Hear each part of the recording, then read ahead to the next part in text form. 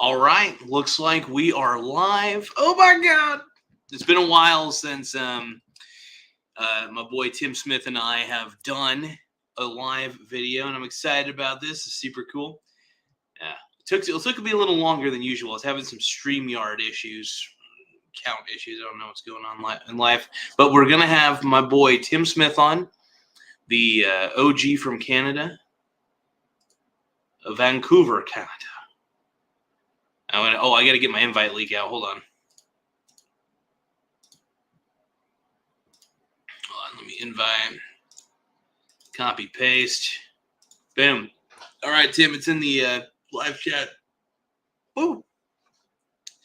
I ate a little bit of licorice.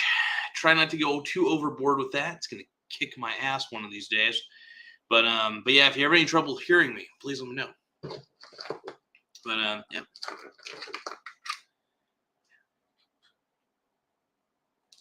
All right.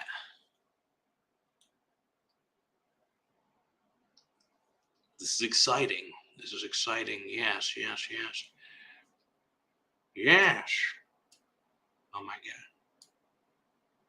So I can kind of hear. That's perfect. You might hear a little bit of a testing, 1, 2 testing. There we go. Yeah, these headphones are a little shitty. Oh, take your time, Tim. You're good. But yeah, no, I haven't done a live stream in a while, and I thought, because Tim actually just messaged me, and I was like, you know what, that sounds like a good idea. So I called this one my Tim Smith live stream. Brings all the boys to the yard, and they're like, it's better than yours, damn right. It's better than yours. I could teach you, but I'd have to charge. My live stream brings all that just sounds wrong, actually. My live stream brings all the boys to the yard. That sounds wrong.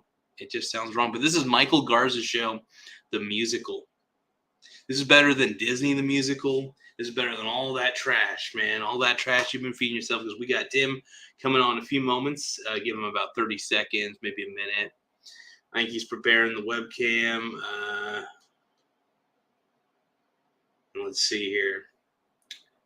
Trying to send this. Let's see.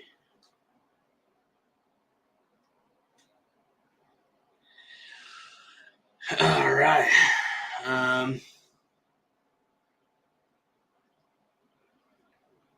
We'll give Tim just a little bit. Anyway, while I'm waiting, I just want to kind of preview what we've been doing on the show.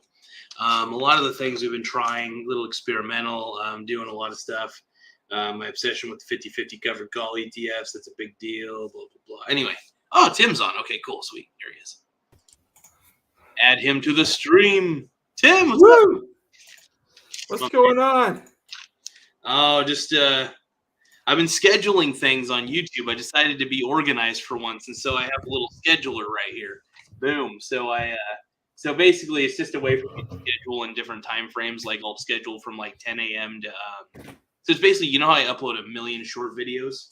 I was like, I gotta stop uploading like 10 at a time in one setting. I gotta space these bad boys out. So I've been using the YouTube scheduler, and I've been kind of scheduling them out in advance. So I'm already up until the 20th of August so far. I've scheduled that many videos, and they're all automated. You just have to use the YouTube scheduler, and it'll release them in the time. So all you do is upload them, and then you just set a release date, and then it will release them. It's really cool. So they're all short videos, by the way. It's not like they're only just like a minute long, and they're just kind of edits of existing videos, but it keeps the content flowing, so that way nobody gets bored of the channel too quickly. At least nobody gets bored. You're the time release vitamin of YouTube. Oh no! Oh no! That's a good analogy, though. I like it. Yeah, you're like old people take those time release pills so they can like function. Like Mitch McConnell's on that, I think. That's what you're like. You're time releasing the videos.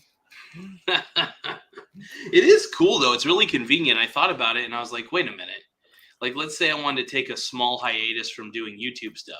It constantly is going to keep putting short videos out there of existing content. So, I mean, I still like making long form videos. I basically, all my short videos are basically edits of my long form videos, but they're all AI edits. So I use Opus Clip, which is this AI video editing software. And if you're having trouble hearing me, man, let me know, because I think I got my gain a little too low. But are you having any trouble hearing me at all? No. I just want to make sure. I'm always paranoid about my audio, but yeah, Opus Clip. It's like it's one of those video editing softwares where the AI does the video editing. So it basically takes let's say like I took a 10-minute clip of us, right?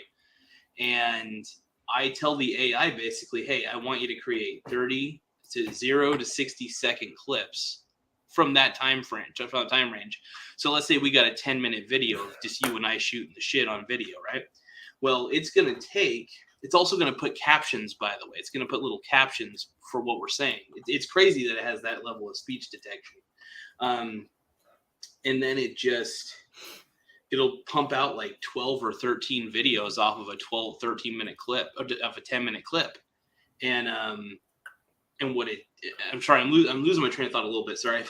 But what's really neat about this is it allows me to create so many short videos in such a short amount of time. I don't have to waste any time of my own to make these short video remixes of my existing content. And YouTube allows it. Like, there's nothing in YouTube's agreement that says, because you can reuse content as long as you're like adding captions to it or putting it in the short videos and stuff. It's just an easier way for me to keep on taking advantage of the YouTube algorithm and working it in my favor, essentially. Yeah, right on. No, your views are going up. You're at over 1,100 now. I know, dude. Oh, my brother's on. He's like, just bang and get it over with, guys. Brandon, are you drunk? God damn it. Let's go, Brandon. Let's go, Brandon. my brother is just my brother's funny. Is a funny dude. Brandon, all your damn homoerotic jokes. But yeah, my episode's called my Tim Smith live stream brings all the boys to the yard, and it's called Michael That's why I got Garza the name Shows Dodgeball. That's why I remember that song from the movie Dodgeball, the car wash scene. That's a damn good movie. I was watching there's like a lot of YouTube movie reactors, and these like 5 girls from Bulgaria called the Homies, and they were reacting to Dodgeball. I laughed my face off watching them. But how you been, man? I haven't talked to you in a little bit. Good. It's hot as hell up here. I'm sweating. It's cooler than it was in July, but I'm still waking up drenched in sweat at like 3 a.m. because of how hot it is. But tonight, Pumpkins are in Oregon. They're at the Hayden Homes Amphitheater in Bend, Oregon. Oh, right. They just had an amazing show in Auburn, Washington, the White River Amphitheater with Stone Temple Pilots and Rival Sons, and everyone who was there said it was great. So they're in Auburn tonight, and that looked like it was mostly sold out. I was checking Ticketmaster. I saw the poster for tonight, and then I'm going to see him in Ottawa September 2nd. So, but I almost went to the Auburn show. I got up that morning and man, I could buy a rent-a-car. I could drive down there. I could get a ticket. I could be in the pit, and tickets aren't that much. Then I'm like, no, I got to save my money. I've already got a ticket for Ottawa, but I almost went. So. Damn, dude, that would have been pretty cool.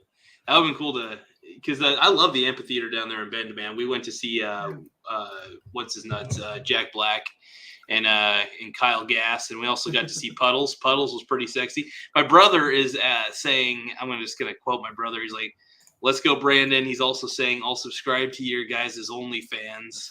And drenched in sweat, huh, Tim? Hot. I think my brother just wants you to do an OnlyFans, Tim, and so that way. I think my brother's. I've sold sweat on eBay before. I've sold various bodily fluids. I've sold sweat mixed with different things. You could do that?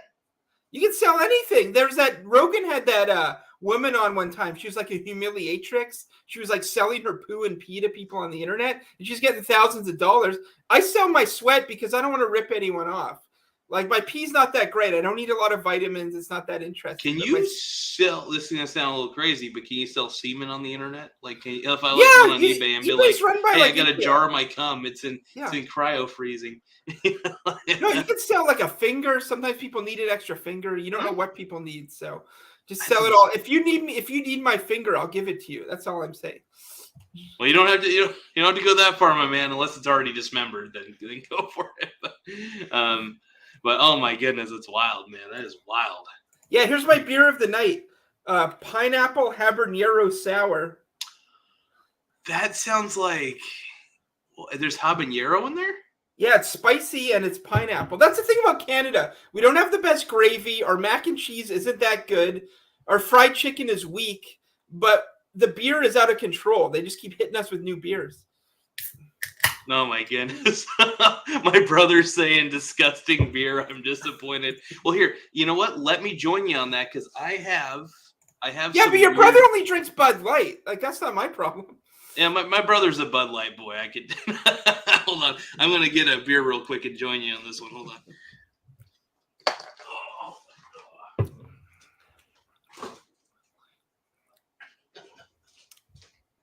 Oh man. All right. I'm back. So Brandon is I know you're on the live chat still. Is Lambo watching? Hopefully Lambo's having a good time. I've been trying to get my boy Lambert to watch more of the show. He I enjoy the Brandon Garza is the Dylan Mulvaney of states where they filmed the Goonies. Oh, that's great. Yeah, when's your Goonies reaction? The world's waiting. There's not that many Oregon YouTubers. There's really not. I don't think so. Well, they go to YouTube. They go to like Portland on YouTube and they film meth addicts. But like actual just YouTubers who are indoors, like with a home and clothes and stuff, there's not that many. I mean, that doesn't shock me, man. Like, oh, hey, Brandon, Lambert can watch the live replay. Don't worry, it'll still be on YouTube. It'll still be there. But Lambert, yeah. Who's this Lambert? Oh, our boy Mike Lambert. He's an interesting fella. He kind of looks like Kevin Bacon, and that's kind of. I'd say he has sort of like old ladies think he looks like Kevin Bacon. So 10 Degrees of Lambert. Do that video. 10 Degrees of Lambert. Yeah, someone. Let's see. My brother said go ahead. somebody bought the Goonies house and banned tourists. Someone else just bought it. Oh, they banned. Oh, you can't buy the Goonies house and not expect people to just look at it. Well, the thing is, some people keep like over the years, it's been bought and sold a bunch of times. Mm-hmm. Sometimes someone will own it who bans tourists. Sometimes someone will own it who encourages tourists and sells T-shirts in front, and then sometimes someone will buy it again and bans tourists. So it's like back and forth. Dude, if I bought the Goonies house, I would be like milking that opportunity. I would be selling merch all day. I'd have like Goonies shirts. I'd have like you'd have a Corey Feldman autograph signing at the Goonies house. Oh yeah, I mean Corey Feldman's probably got nothing better to do anyway, so he'll probably chill out of the house if I give him. He's been begging for like 30 years. Give us a Goonies sequel. I want to be in it, and they haven't done it. God, I love Corey Feldman. I'm not gonna lie. His music career is probably the greatest thing in the world. What's hilarious though is whenever he goes on, like I saw him on Steve-O's podcast, and whenever he's on a podcast, he spends the whole time like it's like a Spinal Tap episode or something, or like he spends the whole time like, oh yeah, this thing almost worked out, and then we got screwed over. Like every opportunity almost worked out, and then it didn't. It's hilarious. But I'm gonna advertise my brother's heinous comments. Just so that way my brother gets some what do you call that? Not clout. Is it clout? No, not clout. Yeah, clout. Okay, he gets the clout. He gets the show clout. So my brother, man, he's on a roll tonight, man. Let's see. No, trans nipple milk is like the new big thing. Wait, what? Yeah, they're inducing milk in trans nipples and trying to feed babies, and it's gotten out of control. Dude. So you're way down in Coos Bay. You don't know what's going on in the north. Well, dude, I don't even know if I want to know what's going on anymore after what you just said. Yeah, it's a grisly scene. You don't want to see it. You know what? It's like a Werner Herzog deleted scene. Life isn't good anymore. Oh man, to each their own, I guess. Oh. Yeah, so what's going on with your stocks? I've never actually seen your stock portfolio. For all I know, you don't have any stocks. I haven't seen anything. I haven't seen any documents. I don't really ever show it. I usually try to keep it private, but I mean, hell, I guess I could always show it. I don't know. Well, just name one stock you have that you have one share in. That's all I got like 5 brokerage accounts though, man. Well, just name one. Name one stock you got. Oh, Coca-Cola. Okay, good enough. There you go. You got Coca-Cola. Realty income. There you go. That's 2. That's good. I mean, I could just keep naming them off. I mean, I have just a few like, let's see. No, I don't have BlackRock. I'm not surprised they don't have BlackRock, but last time I checked, they're a little overvalued. I'm pretty diversified, man. I try to keep a very, very diversified portfolio overall. I definitely invest in a lot of REITs, that's for sure. I love real estate investment trusts like nobody's business because I don't like dealing with tenants. So if I have real estate in that way, yeah. My brother works for Coca-Cola, so I'm technically his boss because I'm a shareholder in Coca-Cola. So because I'm a shareholder, I'm technically my brother's boss. Nice. That's how it works. You're working for the shareholders, Brandon, which means unfortunately you're working for this fat ass. But yeah, I'm drinking. By the way, here I'm going to share my beer real quick. It's the Elysian.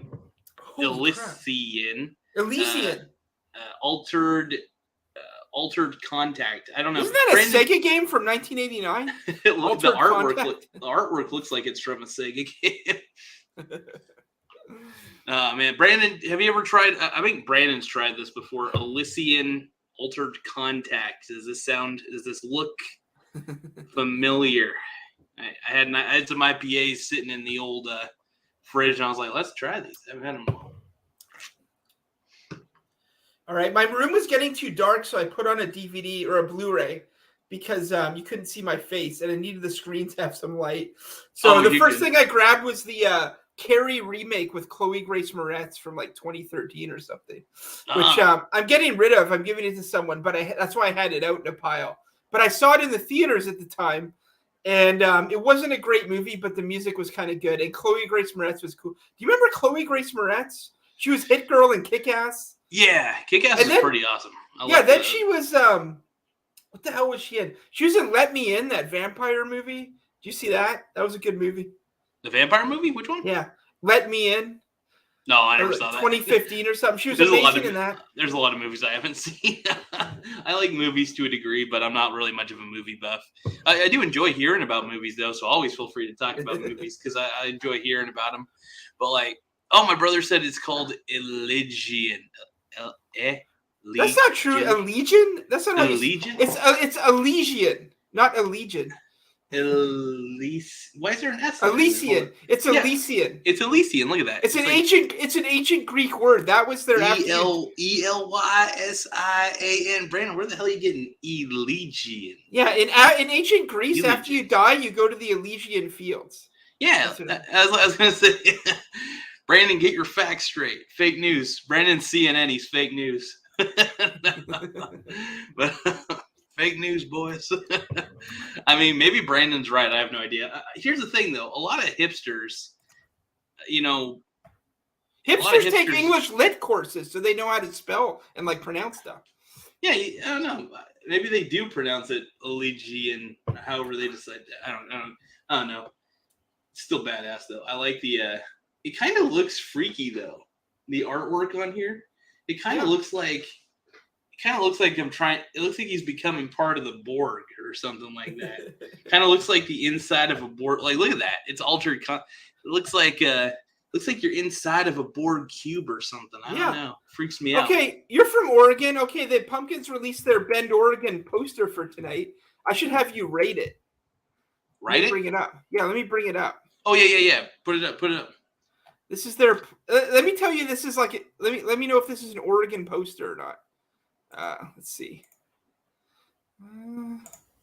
See if I can bring this up properly. All right, here. Okay, we're gonna go. I don't know. Here, sorry. This is okay. Where are you? Oh, you're good, man. Okay, let me try and. Okay, here we go. Share screen. Let me go. Okay, what do you think of this Bend, Oregon poster? Oh, dude, that's kind of bitching. Let me take a look at this. It's got some sort of hawk with like a crown on it. Yeah. Yeah. Yeah. That's kind of a trip. Holy crap. Is that good? Yeah, it looks pretty cool to me. So that's for this upcoming poster here. Oh, that's for the one tonight. That's for the show currently happening. Oh, for the one. Oh, got ya. Okay. Because here's their Auburn, Washington one. What do you think of that one? Do they have like artwork for every single like? Well, what they do is they got for every city they hire a different artist to produce a poster, like a collectible poster for that night kind of thing. Oh, dude, that's pretty badass. This one's sold out already. This is the Auburn, Washington one. Oh, I dig it. Yeah, dig it. There you go. That's what's going on with the posters. Some good artwork. Man. So your portfolio, because what I did is I rewatched PPC Ian talking to Dividend Monster, because this guy retired at 40 years old. He's now retired. He worked for some industrial chemical company for like 15 years. And then he retired off dividends. He's making like $4, $5, $6 grand a month off dividends. That makes sense. And what he did is he sold a lot of his long-term holdings for like short-term, like business development companies, mortgage REITs, all kinds of stuff. Oh, I love, dude, mortgage REITs give me a boner. Like, yeah, he sold it for all high yield stuff, right? But it's stuff that kind of declines over time. But what he also's got is Roth IRA. He's got a bunch of stocks there too. So when he gets to whatever age, you can use that 59 and a half or whatever. Oh, yeah. Then those are going to spring in, and he'll have some of that. But he retired at 40. But yeah, now I'm looking at my portfolio, and I'm just like, maybe I should have like less long term. Well, I'll give you an example of like companies that I just own a share of. Like, because I have several companies where I'm just like, I'm just going to buy a share, because you don't have to pay a commission fee to buy one share anyway. It's like you're still getting it at the exact price you want it. So like Kraft Heinz, Altria Group. I'm looking at let's see, Pfizer. I got I got a decent amount of Citigroup though. Let's see. Also got Stag Industrials. It's another REIT. We got a Physicians Realty one. That one's pretty cool. That's a real estate investment trust. I like the medical ones because the medical ones have been beaten down for no reason. Like their balance sheets are really healthy, but like their share price is lower than it should be. I'm looking at their share price and I'm like, this is fucking well below the actual value of this company. Like what? And I see nothing wrong. Like I'll look at like they're not cooking the books. They've they got some liabilities. Obviously, most REITs have some liabilities because they got to borrow a little bit, but that's about it. Yeah. Like, and usually they're pretty responsible about paying back all those things, and they have so many different properties. So it's like the reason I own so many different REITs is because, and just in dividend stocks in general, anything that pays me a dividend is because I get basically a dividend almost every day. I get something. I get like either 30 cents today, maybe $1, but because they all pay at different times during the quarter, you're always going to get something from some company if you have a diversified portfolio. And me, I'm just always racking up on companies, man. That's all I do. And well, about how many different companies do you own? What? One more time? Like how many different companies do you own about? I haven't taken the time to count, but I'd say about in the hundreds if I combine all 5 of my at least 100 or more. I can't. Yeah. I don't like when it comes to my different brokerage accounts. I'm paranoid. I like having multiple brokerage accounts. So like, let's say for instance, Robinhood ever went down. Yeah. Your stocks are always safe because the SIPC will always back you up if like the brokerage account goes down, because when you own a stock, you own it. The brokerage is only there to hold it for you. Yeah. And then under the rules of the SIPC, I get to, and I might be wrong on some of this, so if I am wrong, my bad, but the rules might have changed a little bit. But yeah, you get to basically take your holdings, anything that you hold, and you can transfer them to a different brokerage because they're yours. The moment you buy stock, it's technically yours. Yeah. The brokerage is there just to house the assets. They can't, and now brokerages can lend out your assets. They can lend out your stocks if you give them permission. But I think that's dangerous, and I'll tell you why real quick. It's dangerous in my opinion, it's dangerous to allow a brokerage to lend out your stocks if you think that brokerage might be going under. Because if they go under and your stocks are lent out too bad. You're not going to get those stocks back. No, that was a thing for a while on YouTube. They kept advertising that. Like, so there was different companies who are like, no, sign something where we'll borrow your shares and we'll, like, I don't know, do like call options on them or something, and you'll get paid. But don't worry, you still got them. And I was like, I don't know about all that. I'm not going to do that. Yeah, I don't trust, like, unless it's like if Charles Schwab, who I think is never going to be insolvent, that company, well, I don't think they're ever going to be insolvent. But as much as I like Robinhood, I'm not going to trust lending out my stocks to Robinhood to even though I would get a pretty decent amount of a percentage. Because when you loan out your stocks, depending on what you loan out, you can get a pretty hefty percentage. Hey, the Hayden Homes Amphitheater in Bend used to be the Schwab Amphitheater. Yep. That's how good Schwab is. Oh, that's the Les Schwab that used to be the Les Schwab Amphitheater, but wait, who's Les Schwab? So Les Schwab is like a tire company. Well, I wouldn't say just a tire company. They're an automotive company that they don't make cars or anything. They just do like brake alignments. Basically they fix your brakes and they fix. I don't think they do transmission issues, if I remember right. I think they do. I can't remember. There's like 3 things that they specialize in, and I can't remember what all those things are. Yeah. But they're pretty good. I've gone there to get my brakes done and my tires rotated, new tires. I still can't remember some of the other shit they do, but that's pretty much what I know that they do, at least. Well, here's my latest stock move. I bought a whole bunch of shares of the TMX, which is the company. It stands for Toronto Montreal Exchange. It's the company that runs the Canadian Stock Exchange. It's like if you bought the NYSE, which I don't know. Can you do that? Do they have shares? Can you just buy? Well, we'll ask the Google real fast. Can you buy? Because the TMX, they run the stock exchange. They've had 8 dividend raises in 5 years. They've had share appreciation. I'm like, this is amazing. So that's what I sunk a bunch of money into, enough to get enough to be able to do dividend reinvestment plans. Oh, here we go. So here we go. The NASDAQ and the New York Stock Exchange are both exchanges that trade securities. Both exchanges are owned by public companies. Yeah. Investors can invest in these exchanges by purchasing shares of the public companies that own them. Yeah. So who the fuck owns them? Let me see. Yeah. How do you buy a share in the NYSE? I'm curious because I never really looked that far into it to wonder if you can actually buy.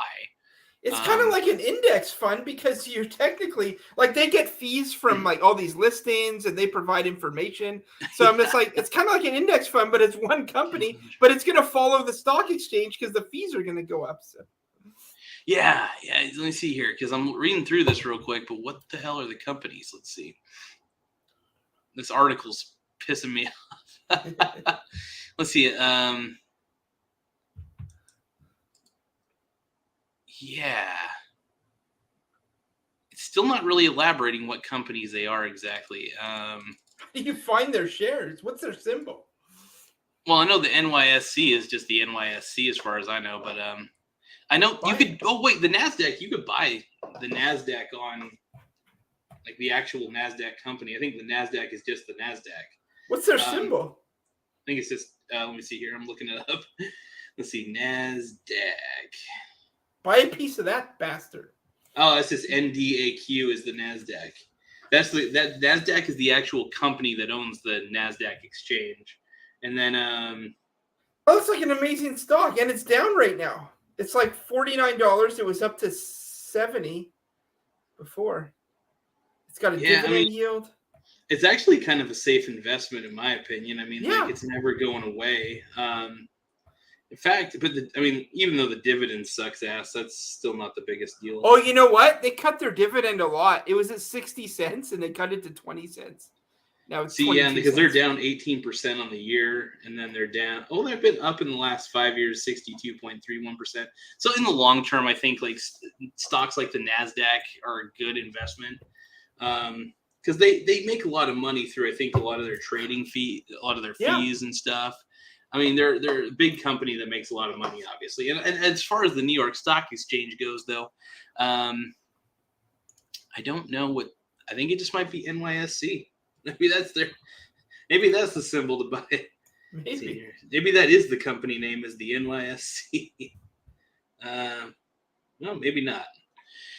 Either way, at least we know the NASDAQ is just the NASDAQ. That's a good thing. Good Yeah, shit. that's interesting. Yeah, anyway. But yeah, no, I just have a widely diversified portfolio, man. I buy, if I see an ETF I like that has good holdings and they pay a dividend on a certain day of each quarter, then I get them. I pretty much am, I just buy a share of anything I like, anything that has good financial statements, man. And I'm just like, does it pay a dividend? Sweet. Does it have real cash flow? Oh, does it? Yeah. Okay, cool. And REITs are my favorite because they have the best cash flow in town. Yeah. And dude, real estate is becoming more and more rare. Well, real estate's tanking. Like, when's these REITs going to bounce back? Is it going to be like 5 years, 10 years, 1 year? Oh, I don't care when they bounce back. I want them to stay low. Yeah. Yeah, I want to buy them at low prices, man. That would be like if you saw a Ferrari that was $1 million at a car lot, and then the next day you go there and it's like $200,000 instead of $1 million or whatever. I don't think Ferraris are worth that much, but that's an exaggeration. But if I had that money and I knew a Ferrari was really good, I clearly would buy the Ferrari at $200,000 rather than $1 million. Yeah. So when people see that the market's low, they should be thinking to themselves, dude, everything's on sale. I'm like, this is a clearance sale right now, man. It'd be basically like going to the grocery store and seeing your favorite soap that you like to use. Instead of it being $5, it's now $3, Well, so one of the main REIT ETFs I like in Canada, their share price is half of what it was before COVID, but they never cut their dividend. It just stayed the same the whole time.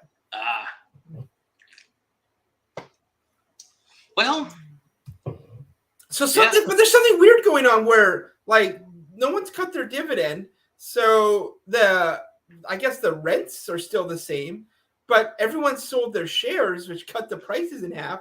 So that's really weird. Like, I don't know what's happening there. Like, why did investors sell off their REITs even though the dividend didn't get cut? Some people do that if they're scared, if they feel like, something's wrong in the world of real estate or something. Yeah. Me personally, I don't really care. I'll buy them at a lower price as long as I know the company doesn't suck. If I look at their financial statements and be like, okay, this is good. A lot of it has to do with people afraid of rising interest rates. Yeah. Interest rates can rise. It happens. And that's just an opportunity really for me to buy more REITs because people sell off REITs when interest rates rise. And then people start buying back into REITs when interest rates lower. So I'm just buying them while they're cheap. Mm-hmm. I'm just buying them while they're not expensive, man. I'm just like, oh, sweet. I can get realty income for cheap. I can get there's like a New York mortgage trust that's really cheap right now. Well, you're only in like your early 30s, right? Yeah, 34. I'm going to be 35 here in a few. You gotta be like 25, 30 years before retirement. So you got a lot of time to like accumulate stocks. I mean, I'm only talking about maybe just 2 brokerage accounts. There are 3 other ones I really don't pay attention to. I purposely don't do it though. I purposely don't pay attention to them because I don't want to adjust anything that's going on there because I will add money to it and then I'll just buy shares of whatever I think is good periodically on that one. And I just don't look at it for like another 2 months. Yeah. I'm really just a buy and hold boring investor, man. Like for the most part, that's, like they asked PPCE and like Georgie asked him, what are the cons of dividend investing?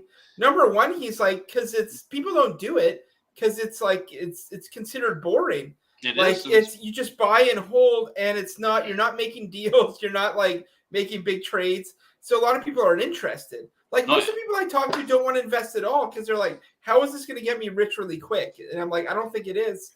And they're like, okay, I'm not going to do it then. I can pitch my coworker. Like I have a coworker who's 32. I got her to invest in an ETF. She just put like around $2,000 into one.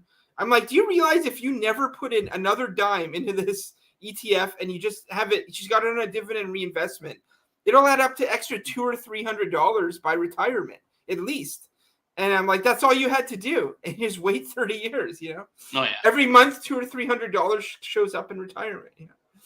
Oh yeah, absolutely, man. And the thing is, I think, I always tell people, at least I tell myself, invest as much as you can, and pay yourself first. That's because investing is a form of paying yourself first. Yeah. At the end of the day, it's one way to really pay yourself, and then pay your bills second. You want to pay your bills, obviously, but you got to pay yourself first, man. People are so busy paying everybody else, but nobody wants to pay themselves, and it's like whether Well, here's the thing too. I've been reading German philosopher Hans Hermann Hoppe, who's still alive. I think he teaches political science at the University of Arizona, but I think he's kind of older now. He wrote a book in like the early 2000s called Democracy, the God That Failed, where he advocates for a monarchy and how you had more rights and freedoms under monarchy. I think I remember you saying this. Yeah. This sounds but very familiar.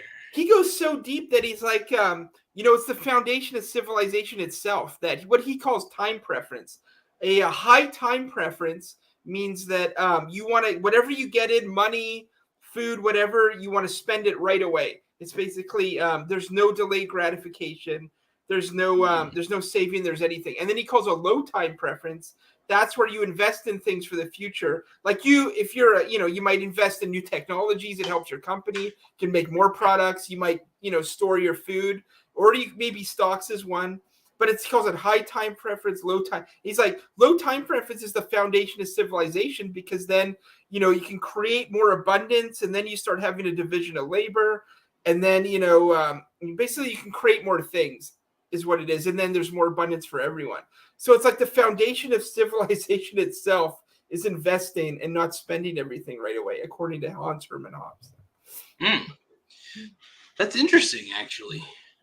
Yeah. Damn. I mean, well, yeah, it's the whole point of, a nation of people that invests usually ends up a little more prosperous. I mean, look at Japan. I mean, a lot of people invested in just in the companies that were there, and they just wanted to see, more things built, whether it was, whether it was construction companies, whether it was, just things that are making things happen, businesses that make things happen. And can't really think at the moment. Yeah, it's not easy to do though. You get some money, you want to buy stuff.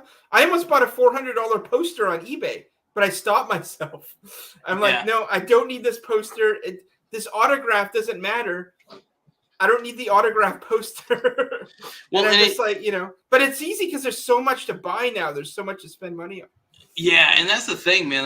That's kind of why I try not to spend a lot of time online shopping, because I know that there's going to be something I'll see on there that I'm just going to be like, oh, I got to buy it. Only time I really like to go on there is if I'm like, okay, I need to get something. There's something I need from here. Like I bought some large, tall T-shirts from Amazon, but once I did that, I was like, okay, I'm out. I don't want to look at anything else on here, because once I start looking at stuff on Amazon, man, it's a death trap. I'll want to buy something else, and I'm like, oh, I gotta resist. Yeah, it's just there's so much to spend money on, and it's like, I don't know.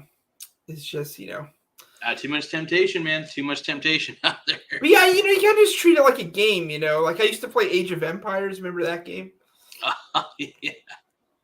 Now it just stocks, instead of looking up, if I, Age of Empires, if I get enough wood and food for this technology, that'll give me better bows and arrows, and then I can attack this. Now it's the same thing, but I'm just looking at that, but except it's real money. It's buying real things like beer. If you win in Age of Empires, nothing happens. You just spend 8 hours of your life, and then you go to sleep after. But if you win with stocks, and then real things happen, like pineapple habanero beer. Real rewards, man. That's why I say, I've had a lot of friends who they'll go to the casino, right? But they think that getting in the stock market's too risky. And I'm thinking to myself, I'm like, why do people think that the stock market is a gambling arena? It's only a gambling arena for those who want to buy and sell immediately. Yeah. It's a treasure chest if you want to buy and hold for years. Yeah. That actually should be a quote, by the way. But it really is a treasure chest that just takes time to unlock. But you got to own the treasure chest first. Mm-hmm. And then eventually the key will show itself and you'll be able to open it. Well, I got most people I talk to here where I am, their bank told them to invest in a mutual fund that their bank picked. Their bank will ask them, do you want to put it in a medium risk, low risk, high risk. Most people say like medium risk, and they'll throw like, I don't know, a couple $100 in a month. Anyway, I have this coworker. She's got $30,000 in a mutual fund in her, or RRSP. In Canada, you can get an RRSP fund. Maybe it's the same in the US. Do you guys have RRSP? It sounds familiar, but I really don't know the terminology. It's just a retirement fund where, like if you invest in it, then at the end of the year you get tax credits back for how much you invested. But later you're not allowed to withdraw until you're like, I think 60 or 65 or something. If you withdraw before, you get penalized like 10% of what you withdraw. But so you get money back when you invest in it, but later you're taxed on it. So if you withdraw it when you're 65, you do have to pay income taxes on your withdrawals. God, yeah. I see. But anyway, she's got $30,000 in this thing. I'm like, well, what have you got? Like, what's in this fund that your bank told you to invest in? She's like, well, I don't know. I'm like, well, what are your returns on this thing year over year? She's like, I'm not sure. I'm like, what are the fees on it? She's like, I don't know. So I'm like, because she's obsessed with Starbucks. Like, she collects Starbucks like mugs and like ornaments and stuff. She goes there every day. She's like PPC Ian. I'm like, you got 30,000. If you just sold that mutual fund and put it all in Starbucks, that's enough to invest in at least one share every quarter. So I'm like, I might get her to do that, but well, I wouldn't put everything in one company. I'm not that, like, even though like there's companies that I like, but I would never put my entire net worth into them. Like, even if I love, like, Coca-Cola, man, I would.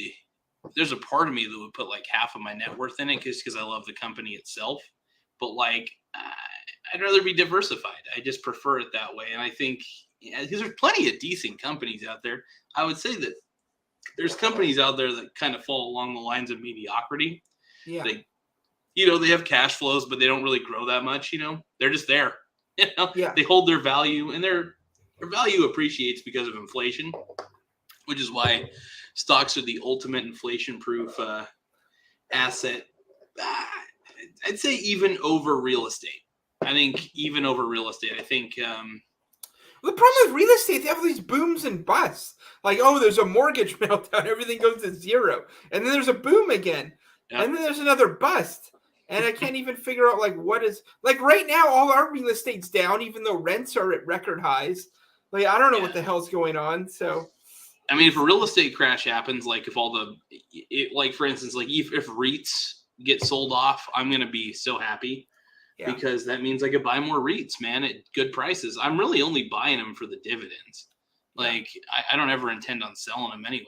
So like, hey, housing crash happened because I want to be able to also buy a house at an affordable price too. Yeah. What happened to your whole buy a house? I thought we picked one out for you.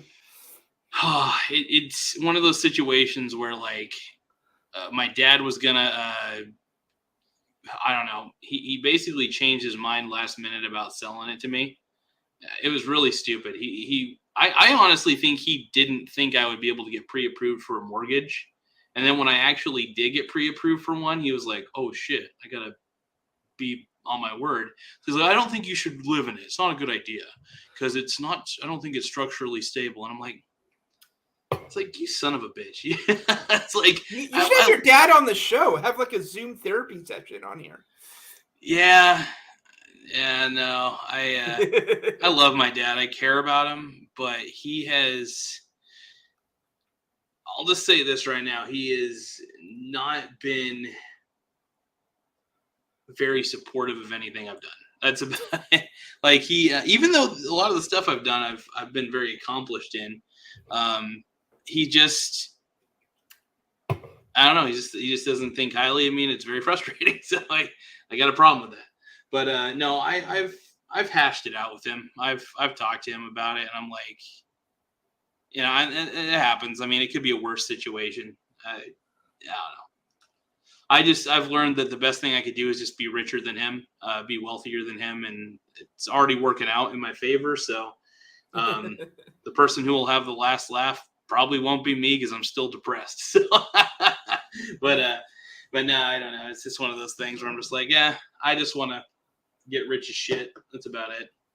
And any money I make from YouTube just goes into investing. I'm like, who knows when I'll suck? The old saying goes, you never know when you'll suck. I don't even know if that's an old saying. I think I just made it up. But you never know when you're gonna suck.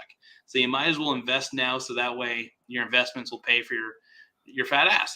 That's for me. I'm just like, investments got to pay for my fat ass. So. Or anything. Like someone asked me once, what are you going to use the dividends for and all this stuff? I'm like, whatever comes up. I have no idea. I have no idea where I'm going to be in 5 years, 10 years.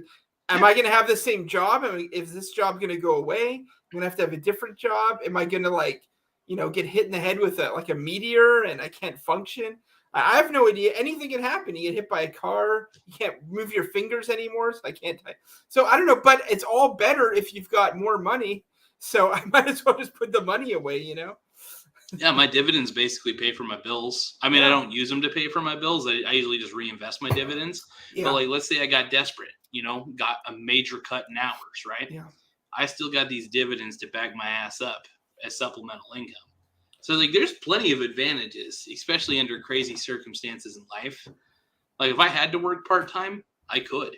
I could work part-time, get away with it, and just let my dividends pay for some of my living expenses, quite a bit of them actually. Who knows? Let's say everything falls apart and you're absolutely homeless. You have nowhere to live and you've got no income and you're sleeping in a park or something, or maybe you find a tent, or maybe you're in a car and you're sleeping in your car. But let's say all that happens, and let's say you still got dividends, you've got cash coming in. Suddenly, like let's say you get on some sort of like social assistance or something. Yeah. But even that, let's say that takes all whatever you're paying for. Let's say you've got a phone. Let's say you've got, who knows, you're trying to pay your car pay, like who knows, gas, you're sleeping in your car. But suddenly these dividends come in. Okay, suddenly now I've got enough for food. Now I've got enough. Oh, I got this job interview, but I got to wear I got to buy some clothes. And then that gets you the job. And then maybe you got to sleep in your car for a month while you're working a job, but then you get some rent. But if you got these dividends coming in, like that can make like a huge difference, even if it's like an extra $200 or something. Precisely. You never know when you'll need the income. And the thing is, I think the problem that people have is when times are good, they don't think about when the times will become bad eventually. Yeah. That's like an example, the roaring 20s, people were like, what was it? No, was it the roaring 20s? Yeah, it's roaring 20s. Roaring 20s, and then the depression. Yeah. In the 30s. Yeah, and people just don't know when. People just think that the good times are going to happen forever because of whatever. Yeah. But the thing is, man, that's why you got to invest as much as you can, because like if times become shitty, like my covered call ETFs are great, because if the S&P 500 dips during a 30-day period, I make a decent amount of money through those covered calls. And I only do 50-50 covered calls for the most part, where it's like 50% of each of the holdings is covered. What's funny, that dividend monster guy who PPC interviewed, he's got some that are like 90% covered call in this ETF. He has 90. Oh, really? Like he's got some ETFs that are like 90-95% covered call on like all this stuff. Like the main one I go in does a maximum of 30% on their stocks. It's a maximum. Oh, see, I'm a fan of 50-50. Yeah. Because 50%. So what's funny is the first thing people would say is, why the hell would you go with a 50-50 covered call one? Because you're only ever going to do 50% of what the S&P 500 actually does in principle. So like if S&P 500 goes up 10% for the year, my XYLG only goes up 5%. You know what I mean? Yeah. So it's like, but the cool thing is, like, I'm still getting paid derivative income from the covered calls, from the call options that are being covered by the stocks that are being used as collateral for it. So it's like, for me, that's cool. I like that. It's kind of like a cushion. It's a safety net. And to be honest, I could care less if I beat the market. I really don't care. I've never cared about it. Like, I just want to have gains. Give me gains. Well, the thing is, in Steve Bavaria's book, the Income Factor, he says, look, math is math. If you just have a high yield like ETF or something that's covered call that has like no growth in the share price, if you just reinvest the dividends, it often works out to be as good or better than if you had growth. So it's like, that's just the way the math works. So that's what I've got. I've got like a 10.5% ETF. That's I've got about $20,000 in that one, and it just reinvests every month. So I don't got to worry about, is the share up or down. If it's down, it's good. I get more shares. Yeah. If it's up, that's good too. My thing's worth more value. So it's just a win-win, as long as it doesn't go down too much over time, Yeah. Man, for me, that's why I got the S&P 500 covered call, the 50/50 covered call ETF, the XYLG. I'm not, just to let everybody know, I'm not promoting this. I honestly just love it, and it's for educational entertainment purposes only. Don't buy it just because you heard me say it, folks. That's all I got to say. But yeah, it's something that I don't know. I like covered calls, but my entire portfolio is not covered call or anything. I think that would be sabotage if I did that. Yeah. But I do have a lot of companies that pay good dividends. A lot of good REITs, man. I got lots of sexy REITs that I enjoy it. I enjoy REITs, man. All right, it's time for our Tim Dillon clip of the week. Did you ever see the time where he was training Antifa in the Hamptons? Oh God, no. Yeah, they're in I the can't rich remember. part of New York. It sounds kind of familiar, but I probably We haven't haven't shown this one yet. Let's Yeah, see. yeah, show it. Even if you have, I don't care. I want to. Oh, maybe I have seen this. Hold on. Oh, this does look familiar, but yeah, play it anyway. You have the honor of being the first chapter of Antifa Yeah, in the I've seen Hamptons. this, but this is awesome. Why am I the leader? Because I am in the system, but I have defected, and now I agree with you. We are going to topple the patriarchy. And what is the patriarchy? Jeff Goldstein. Jeff Goldstein, who's fucking my ex-wife. Correct. We're going to dismantle capitalism. And what is capitalism? Any hedge fund that's bigger than yours. Any hedge fund bigger than mine, correct. I have heard that certain people at the IRS are transphobic. What we're going to have to do is get in there and let them know that this is unacceptable behavior. The IRS are the cops, too. You will all have a mini child's golf club for self-defense. We will train on a plush giraffe that I bought for my daughter before my wife won custody of her. You're trying to fuck my ex-wife? Is that what you're doing? You're trying to destroy a family? You will train day and night on the giraffe until you are ready for hand-to-hand combat. My commitment to social justice is unparalleled. I don't care what I have to do. Everybody that doesn't have a club has a pool noodle because you cannot handle the clubs yet. You will graduate to club. Now remember, you don't work for George Soros anymore, you work for me. It's so good. Yeah. God, Tim Dillon's so funny, man. Like, he wants to free Lizzo. Oh yeah, so I watched the clip it was the other day, yeah, like yesterday or something, and that was the funniest thing I've ever heard. The part He thinks she should go hot. She should be hot Lizzo now. which well, here's the thing, man. The whole, I guess she was abusing her dancers or something like that. Apparently, And, we don't know. That's allegedly, by the way, to all the YouTube audience out there, because I have no idea. I just see these news articles about like all sorts of shit. But yeah, no, Tim's rant was so funny, man.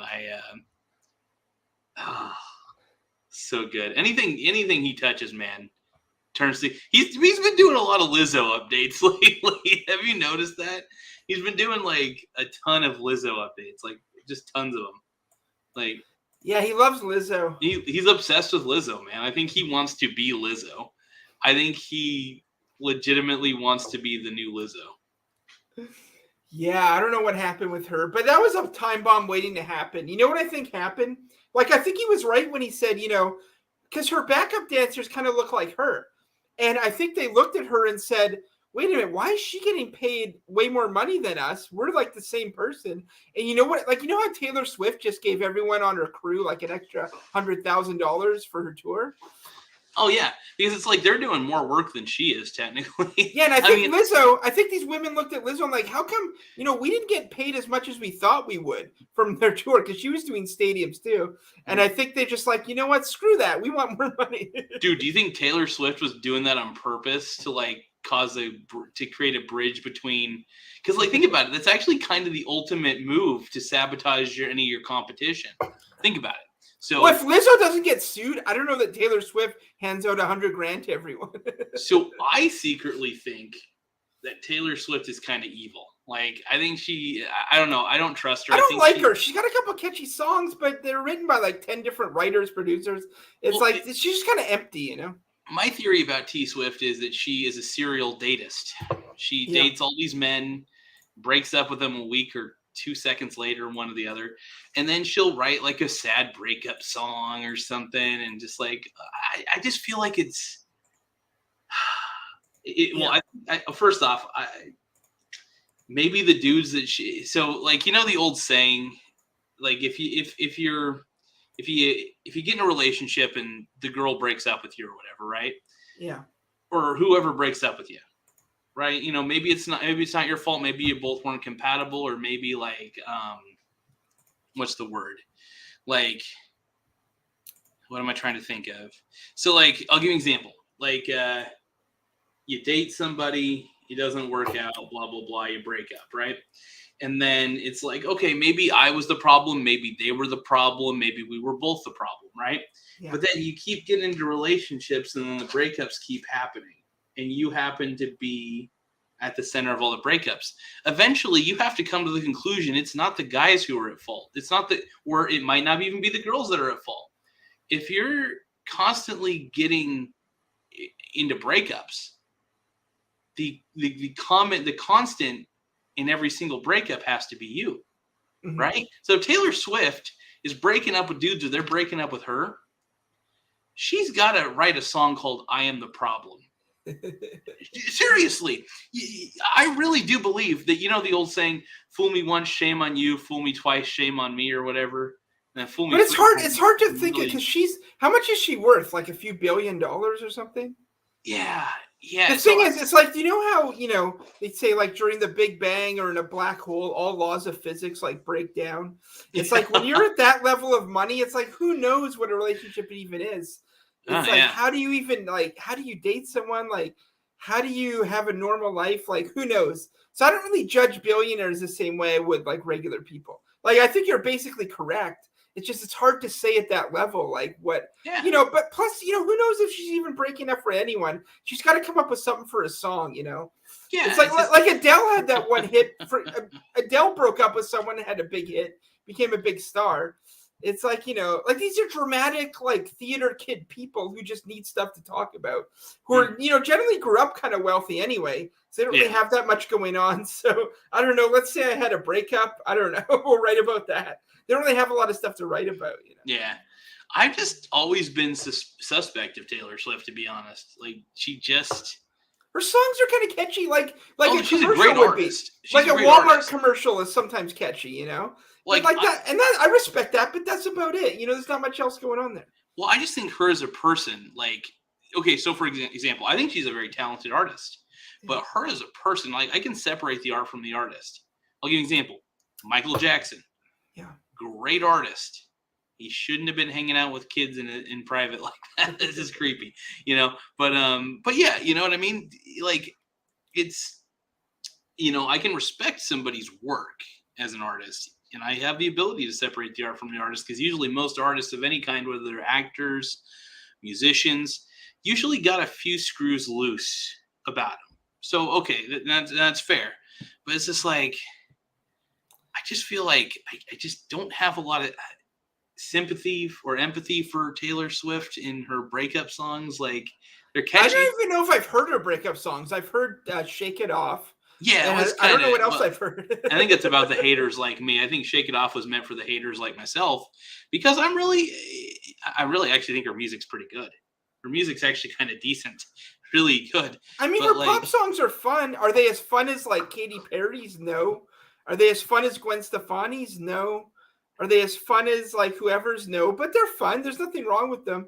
Katy Perry's always seemed pretty decent to me as a person. Like, you know, never had any catchy songs. Seems like a decent person. Doesn't seem to be like dating people to. She's not a serial datist like Taylor Swift. Unless, I've actually gone as far to say Katy Perry's the greatest pop star of all time. And people are like, no, what about this person? Okay, we're not talking about those other people. We're not talking about Johnny Rotten or like Kurt Cobain. We're talking about pop stars. And I think Katy Perry has the funniest songs. Like, pop music kind of has to be funny because it's got to be kind of fun. And also, her album tracks are good. Like the ones that weren't singles kind of go a little deeper. It's like, and her tours are amazing. She's like upside down on like a pyramid with like lasers and stuff. It's like, so it's like, funny. yeah, I could put Katy Perry up there. Gwen Stefani had that little pop run for a few years. And it's like Taylor Swift, it kind of, it's okay. I don't know. I'm not going to pay to go see her, but I don't hate that she exists. I think Taylor Swift just seems like a toxic woman. Like she's like if I was to like describe toxic femininity, I'd have to say T Swift. And everybody's like, well, how can you say that? Because she gave all of her dancers and stuff $100,000. I don't think that was out of the goodness of her heart. I think it was out of the fact that she didn't want her dancers to mutiny on her. I think Lizzo got sued a week before. Yeah. Oh, you think that might? So it happened a week before. So you think that Taylor Swift did it because it was like, oh shit, Lizzo's getting sued by her dancers, who she probably only pays in scraps. Give everyone an envelope and say, "Have a nice summer." Here you go. Yeah. Don't sue me. Don't sue me, please. Here's $100,000. Like no one, because if they tried to sue her, they'd be like. They'd go to court and they would be like, okay, you win, but we're only awarding you $50,000. And she gave you an extra 100. So now you got to pay her back $50,000. So that could probably. Yeah, but I don't have a problem with what she did. But yeah, she got into this weird political thing where she's like, if I was a man, I'd be paid more. It's like you have like $1 billion. There's no more. Dude, it gets to $1 billion. There's nothing after that. You're at the final level of the game. It doesn't go farther than that. She's making more money than any male artist that I could think of right now. That's fine. Her shows are sold out. Like, dude, she is like, honestly, she is I'll give her props at being like one of the most successful artists I've seen in a long time. Like she sells out stadiums, man. Sells out whole stadiums. It's you gotta respect it. I couldn't do it. Halfway through a tour, I would have a meltdown. Like, remember that time Kanye West just stopped in the middle of his like concert and just went on like a 40-minute rant and then walked off and canceled the tour? That's what I would probably do halfway through. I couldn't handle it. So you got to be able to handle it. Like, I don't know what she does with all the money. Who knows? It's none of my business. But whatever. I don't think she's not my favorite pop. I put Cyndi Lauper ahead of her. I put a lot of people ahead of her in terms of the actual music. But whatever. People want to go see her. It's none of my business. I don't hate Taylor Swift. I don't go around calling her. I just don't. She's not my favorite. But yeah, she just gives me the heebie-jeebies, I guess. Hey, speaking of celebrities, we haven't watched a Copper Cab clip in a while. Oh God. I got one queued up for you. All right, we'll watch some Copper Cab. Okay, this is the one where he was training for a rematch with Gavin McInnes after they fought the first time. No. So he goes to a playground and he starts training on the playground equipment. Oh, Jesus Christ. Let's watch. Hold on. Let me put this up. No. Fuck, man. I thought that was fucking water. Brian, don't fuck this up. Make me look good. It's not that fucking hard, okay? Yes. God, Copper Cab.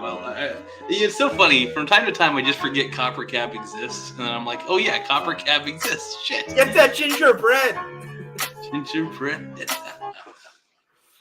Previously. What are you doing right now? Oh, no. I've been texting Gavin. I'm going to fight that son of a bitch again. And 500 push-ups, 500 sit-ups, 500 pull-ups, and 500 hours of fucking training. God, it's so good. I love Copper Cab.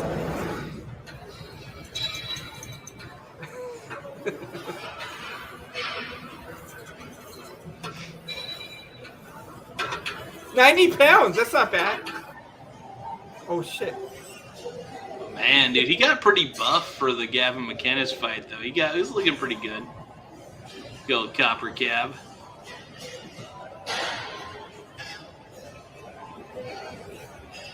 Get it, dude. Get it. How much weight is that? I couldn't see. 50. That's 100 50? pounds. That's pretty good. Oh, he's got it. Do it. Nice. Bryant, listen to me now, okay?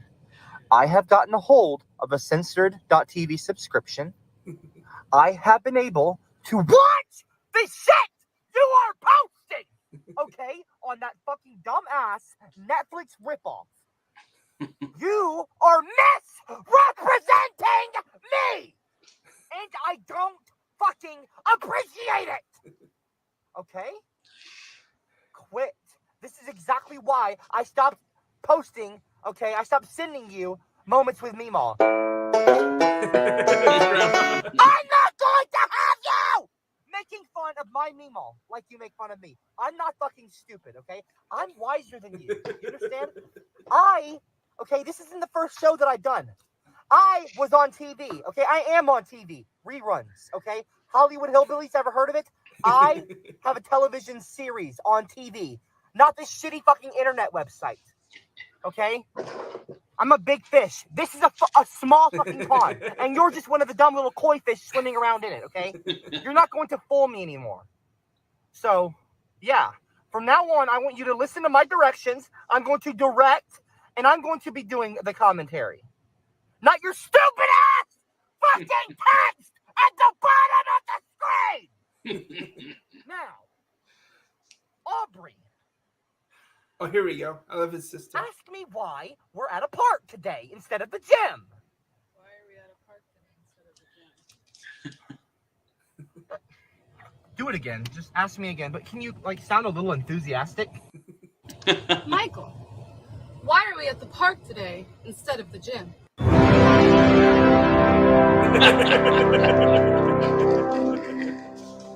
May I have the envelope, please? And the Oscar for Best Picture is presented to... And the Oscar goes to... And the Oscar goes to... And the Oscar goes to... And the Oscar goes to... And the Oscar goes... And the Oscar goes... And the Oscar goes to... The Oscar goes to... That's a great question, Aubrey.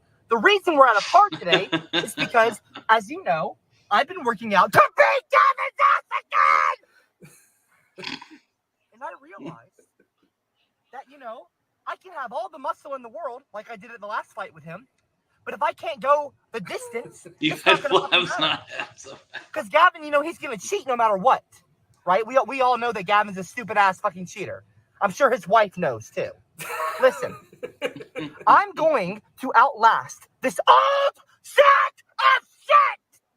If I can't punch him hard enough to knock him down, I'll last longer than him. And you can let his wife know that as well. Okay, I've watched a lot of these I love the fucking text. fighters, okay, The these MMA text matches, effects. these boxing matches, okay? And I also watched a lot of the Rocky movies recently. Aubrey, hello. Hey, wait, by the way, did you watch Jake Paul versus Nate Diaz last night? Jake Paul versus Nate D. Oh, I heard about it. I watched it. I watched it. What was the result? Who won? Jake Paul won a decision, but yeah, if it might have gone a few more rounds, Diaz might have won. But he started goofing around in the last few rounds.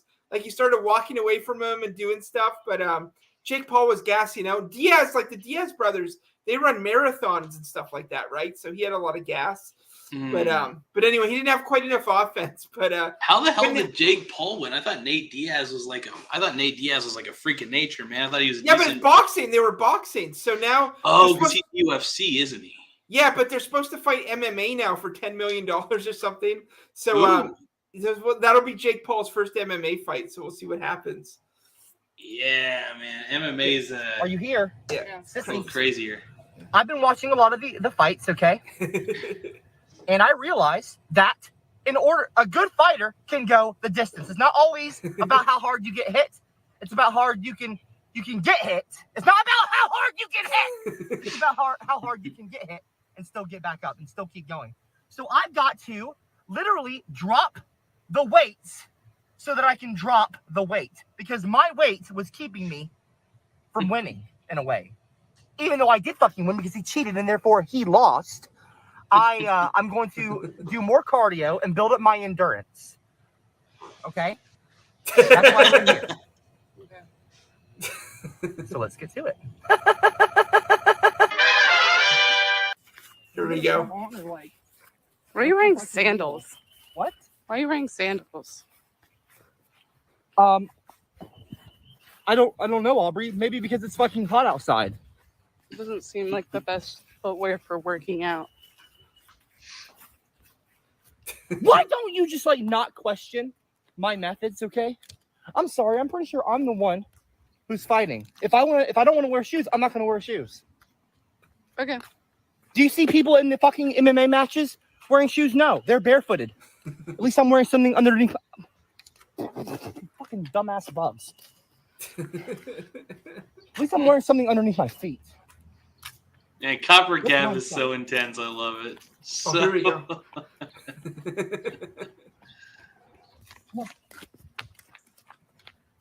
Look at these moves. What? Michael, I thought we were gonna work out. Aubrey, this is working out. Things. What are you talking about? How is this working out? It's calisthenics, dumbass. Parkour. Doesn't make it parkour. Oh my god, Copper Cab is the goat. Oh my god. Oh shit.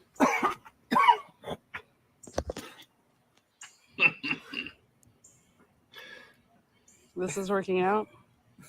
What is that? What is that, Aubrey? Just came out of my throat. Aubrey, is that coronavirus? Oh my god. Is that coronavirus, Aubrey? Seriously, don't joke with me. I just coughed and that came out. No, it's a booger. Some of Gavin's stripes. You sure?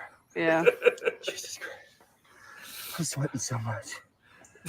I can't do this. I love it. This is so good. Nice. I can't wait, Gavin. I just can't fucking wait. I'm going down. Not me. You're going down, you bitch. I'm fucking busy right now. Hold on. The goat. That's all I gotta say. The goat. I'm kind of busy. How much more is it? Shot? Aubrey, I need to get off. Aubrey, I need to get off of this now.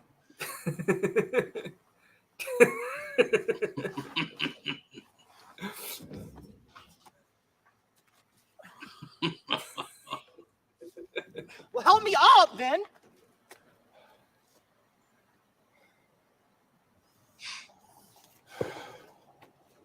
Supposed to spin the opposite way to get your balance back. Nemo taught me that. Nemo taught me that, Gavin. You know what I'm going to teach you? A fucking lesson. A lesson you should have been taught a long fucking time ago. Mama should have never taught you to cheat. I'm going to teach you to not fight me. I mean, not cheat. My balance is so fucked up right now. Let's just go home. I'm tired. It didn't even work out. All you did was play on a playground and get sticks in your ass. Don't touch my balance. Anything else? That's the most I've run in like I don't know how long. What is that, energy drink?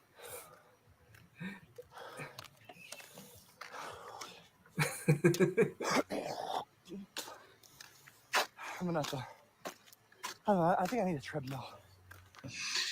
It's just so funny, man, that he's got a show uncensored. I love it, man. Here. Like, Brian, don't fuck this up! Make me look good! It's not that fucking hard, okay? Whatever. I think I look fucking amazing. Don't body shame me! Look at me, I've got fucking marks all over me, scratches, gouges. I'm fucking bleeding. I hate you, Gavin! Get the fucking camera off on my fucking face. Give me that. Fuck you, bitch. Uh-oh. Did you message him? I'm making a video right now. You're fine. I'm sorry. I'm just stressed out. Hi, Bryant. How's it going? I'm recording a video and I'm sending it to you, not via Dropbox, via text. Now, do you know what that means? We had an agreement. It's in writing. Okay, that means you don't put this in the episode. I saw what you did before when I told you no more Meemaw moments with Meemaw clips. You put that in the fucking show. You recorded our text conversation and you put it in the show.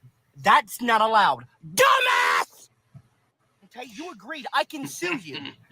I will sue the ever-living fuck out of you, and I'll take every penny you have, and then guess what I'll do? I'll send you, okay, to the sue log. What's the sue log? Oh, that's a little camp that, I send people, okay, when they disrespect my authority, disobey my rules, disregard the laws, okay? It's harassment, it's slander, it's a violation of a contract, and I'll send you to the fucking sue log! All right, comrade? Don't piss me off again. No more posting my text to you in the episodes, okay? I don't mind if Aubrey films me, okay? I've already just accepted the fact that or you're going to the fucking sue log. All right, that's enough copper cab. Fuck, man. Copper cab is just so ridiculous. I love him.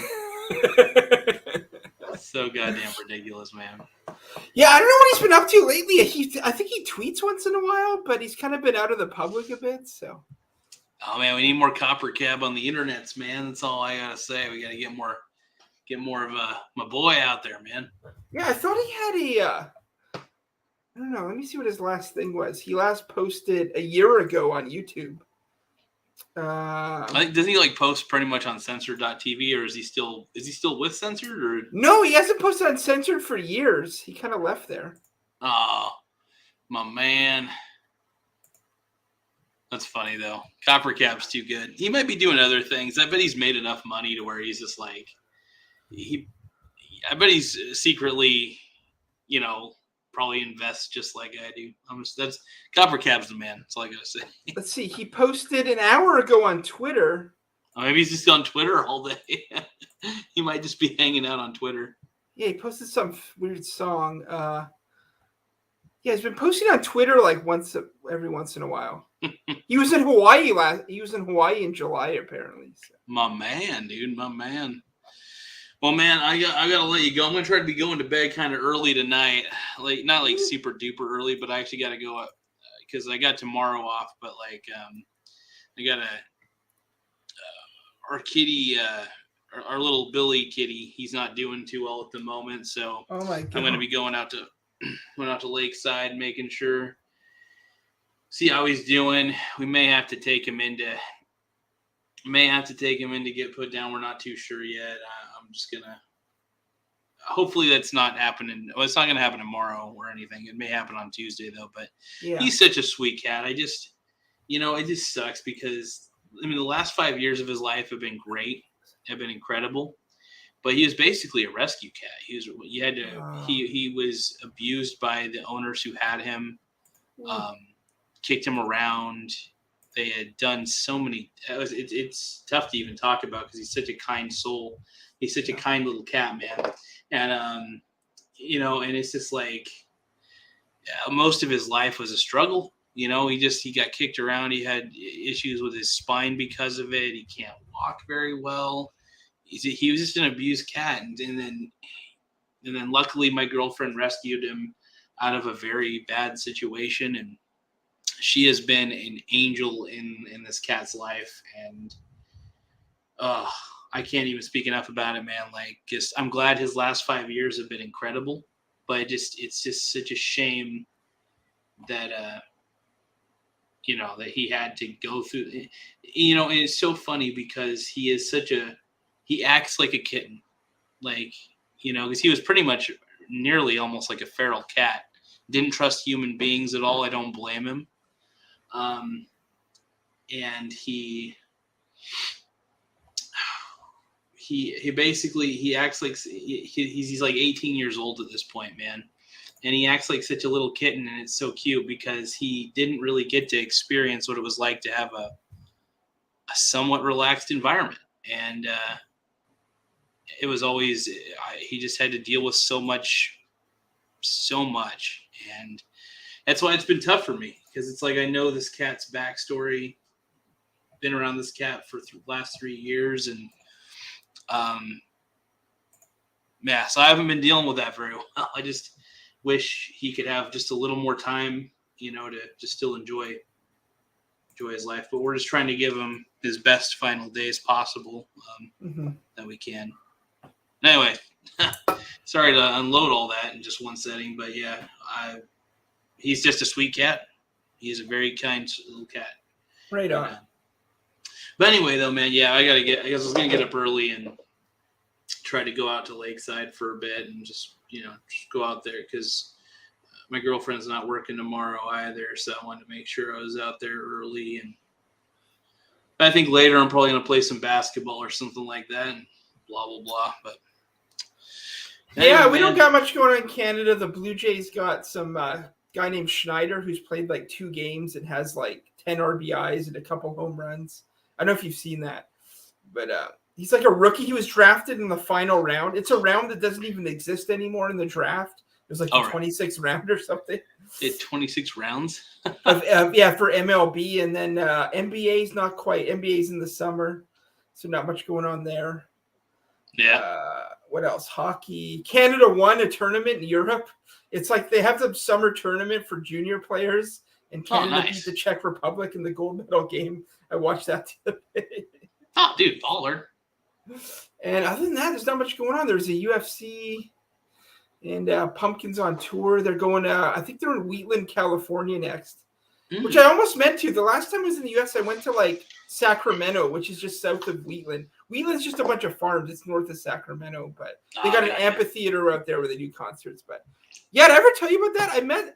This was in the early days of the internet. I can't remember what I was on. Maybe do you remember ICQ? Maybe you remember ICQ, like chat. Oh yeah, that sounds familiar. Yeah. Anyway, I met some Mexican girl off the internet because I think we were both watching wrestling or something, and then I can't remember. Anyway, I was going down to San Francisco to Smashing Pumpkins autograph signing, and she was a fan, so she came with me. But she lived in Sacramento with her family, so I stayed at her house for a few days. And she was some goth girl, some like Mexican named Fernandez. But anyway, that was cool. We went there, and then that was the last time I was there. But I went through Wheatland driving through. I thought I'd go back to Wheatland. I haven't been to the U.S. in like 23 years. I should make my debut in Wheatland. But anyway, Pumpkins are there tomorrow night, the Wheatland Amphitheater or something. That'd be kind of cool. Yeah. Sounds like fun. But yeah, Stone Temple Pilots are cool. They got a different singer who sounds like the old guy and kind of looks like him. I dig it, man. I dig it. Well, anyway, my brother, I'm gonna let you go, man. I gotta relax for a bit, man. You don't seem like you're sweating. It is like 1,000,000 degrees in Canada. I'm like drenched. Is it really? I'm like drenched in sweat. I got the windows open. I got a fan on in the other room. I think it also is probably. You know what it is? You're by the ocean. Yep, and I'm by the ocean. Aren't you by the ocean a little bit? Well, I'm like an hour and a half, like inland from the ocean. Oh, yeah, you're more inland. Okay. You're right on Coos Bay. True, I'm like right on the coast, man. I'm like right there. Yeah. When I go into Vancouver twice a week, it's like I get to Vancouver. It's like amazing. It's not too hot. It's like because the ocean's right there. Yeah, dude, that's the thing, man. I prefer the coast. Like if I have any choice, man, I would live in Newport. I would live in Newport. Actually, I would love to live at Newport. Would be like because it's like right next to Eugene. Yeah, and it's right next to the bigger cities. Yeah, it's only about like I don't even think about maybe even a couple hours away from Portland and shit. But yeah, Newport would be my ideal location if I had disposable income and I could just choose wherever the hell I wanted to in Oregon. I would do Newport because they have it's a relaxed coastal environment and everything's well taken care of there. Like it's less crackheads, No, I grew up on Vancouver Island. It's not necessarily perfect, but I've been to like much of Canada and it's the best place to live in Canada. And Coos Bay is right on the coast too. Like you're not on an island, but it's the same kind of thing. You're right on the coast. So, but it's like, but yeah, I was supposed to say some tweet the other day, some guy from England talking about, the economy in England. He's like, no one here can afford to even save any money. Like no one can even invest in any stocks. All their money goes to taxes and rent and all this stuff. He's like, compared to the U.S., you know, like I was looking at some houses in the U.S. You can get like a nice house for not that much. It's like, and Canada sucks too. Canada's not as bad as England, but it's not great. So the point is, the U.S. has a great economy. So, you know, use it. Try and get a house. Stay on the coast. You know, buy sodas for less. I bought the new I think it was the new Sprite, like whatever it was, like the new Limonade thing with the lime and cherry or whatever, their anniversary edition. It was like $3 for like a Sprite. You guys don't pay $3 for a Sprite down there. Yeah, well, I did a conversion the other day of the Canadian dollar versus the US dollar though. Yeah. And it's surprising because whenever we're doing like refunds and stuff, we usually I'll just say that we usually denominate, if it's a Canadian customer, we have to do a quick currency conversion to make sure it's something we could do. And as far as the total value and stuff goes, and then and then I can't remember what it was actually quite a bit different, more than I realized. I was like, oh damn. Yeah. It was like the dollar. I mean, here's the thing: the dollar is the reserve currency of the world, so that's the only thing that gives the dollar, in my opinion, a leg up, is being the reserve currency. Yeah. If we didn't have that reserve currency status, dude, we would be fucked because of how much money we print. Yeah. No, Canada dollar is worth 75 cents is worth 1 Canadian dollar, basically. Oh, interesting. 75 cents US is worth 1 Canadian dollar. So. Dude, that's wild. Holy shit. Yeah, there was a time in the 90s where the Canadian dollar was actually worth more. But a Canadian dollar should be worth more, but we have absolute morons running the country. But I think there'll be an election soon, so we'll see what happens. My boy Trudeau. You see what he posted? He posted a picture of him and his son in pink shirts going to the Barbie movie. Like this, because, you know, he's getting divorced, right? He announced he's getting divorced from his wife. And apparently they haven't been together for like 4 years. Do you know the black actor Idris Elba? I know you know that guy.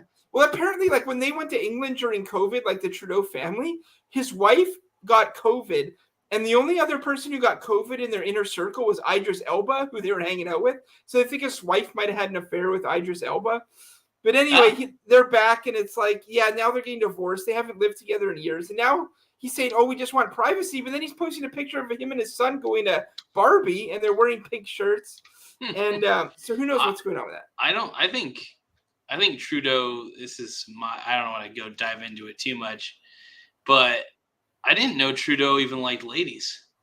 No, everyone's been saying that. Ann Coulter was like, I didn't know he was married to a woman. I had no idea. I was like, wait, he likes, like, is she a beard? She's like a beard for him. I mean, she's kind of out of it too. Like she was an entertainment reporter and then married him because he had acted in like a couple TV shows or something. It was like really dumb. So that's crazy, man. Anyway, I think time's winding down. Everyone's starting to get, even women, less than 50% of women now support him. So his time's running out, hopefully. Yeah, Trudeau. Oh my God. So I've been saying that. So what I do before every episode, almost, I try to say like, you know, I love Joe Biden. He's number one. I like him. He's got super sexy buns. I love Joe Biden. He is super fun. And then, you know, I'll say like, you know, Justin Trudeau is super cool. Communism's tight. I basically say these things so like YouTube moderators will be nicer to my channel, which that never is going to happen. But I figure if I say enough nice things, the AI will think I'm on its side, which it was programmed by a bunch of woke people. Right. So if I say things like, I love Joe Biden, Biden 2024, it's just going to hear those words. It's not going to know. It's just going to think I'm supporting him. When in all reality, that's a lie. Close enough. Close enough. It's the only way I could stay on YouTube without them banning me. It's a crazy crackpot theory, but I've been testing it. So I'm just like, if I say Joe Biden is my favorite president of all time, Joe Biden's innocent, super duper innocent, and I love him. If I say those things, the YouTube algorithm is going to think I love him.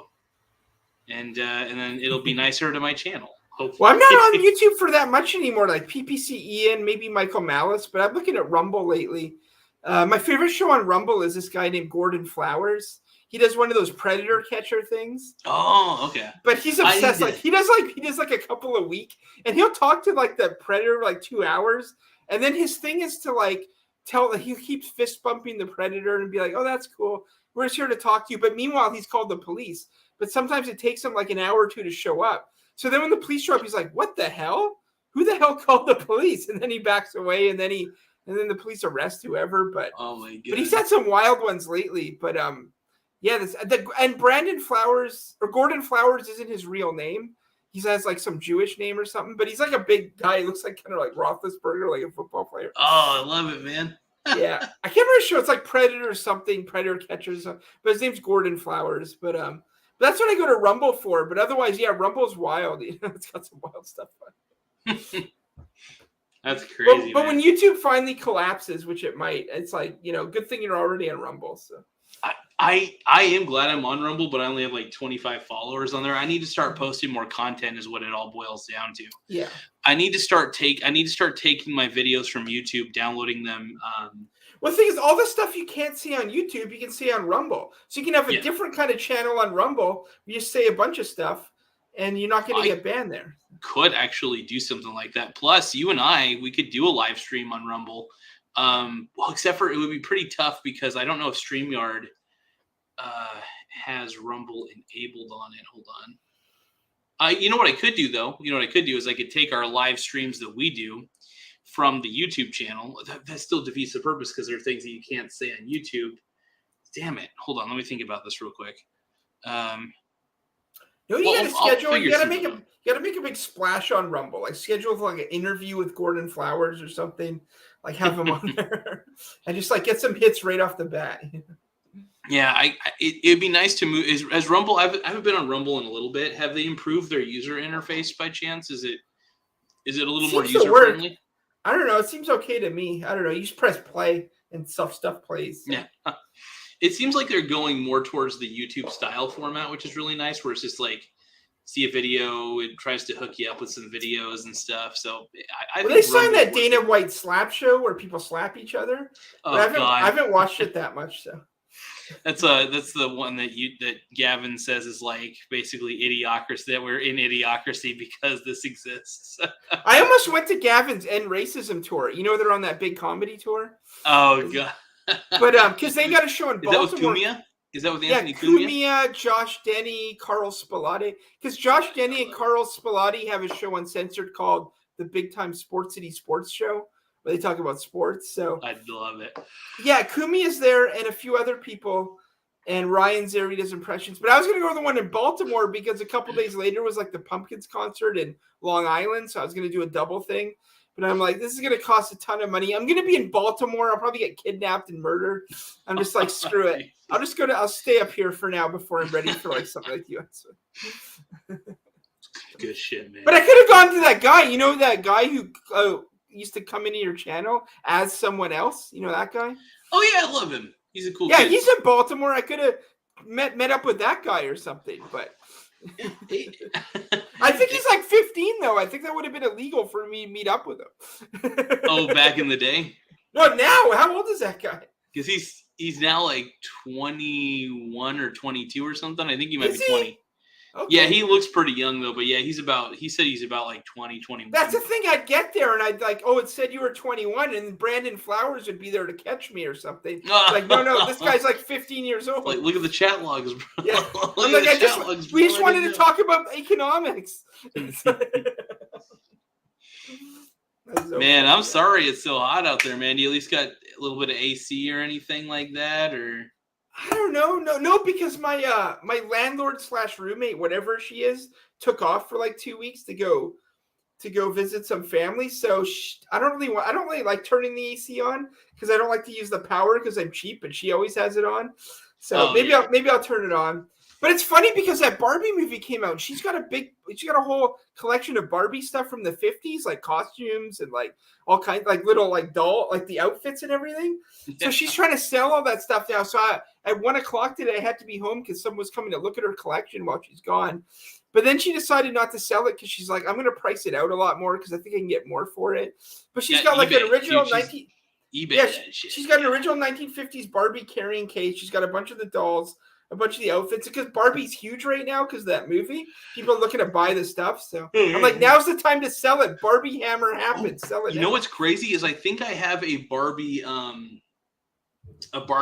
Wheel because I have a large Hot Wheels collection. In fact, one of these days I need to actually show you my Hot Wheels collection, man, on here. Well, you showed it once. You showed a few things like a long time ago. Right. Okay, I remember I did that. Okay, it's ringing a bell now. But yeah, I love it, man. I love it. Man, yeah, I went to the gym today and I lost. I've been cutting down on the weight, but I've only got a month before this concert, so I'm in a reverse Gremlins rule. Which is like, Gremlins, the movie, you're not supposed to feed them after midnight. I don't eat after 12 noon. Nah. That's my new thing. You're going to turn buff like Hugh Jackman, man. You're going to be like buff like Hugh Jackman when he first got into the X-Men role.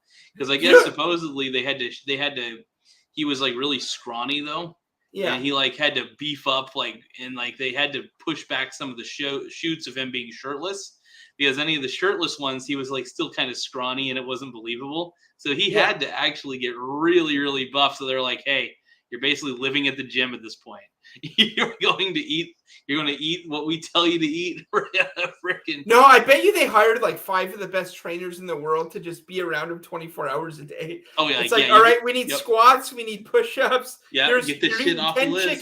You're eating 10 chicken breasts. Just dry with water. That's all you're getting. Honestly, if you paid me to work out, I'd be pretty stoked. I mean, I'd be tired and sore at the end, but I'd be like, oh. Like I was watching the movie Kick-Ass, right? Because I was getting rid of some DVDs I don't want. I'm like, oh, let's watch it again. The guy who plays Kick-Ass in the first movie is kind of nerdy.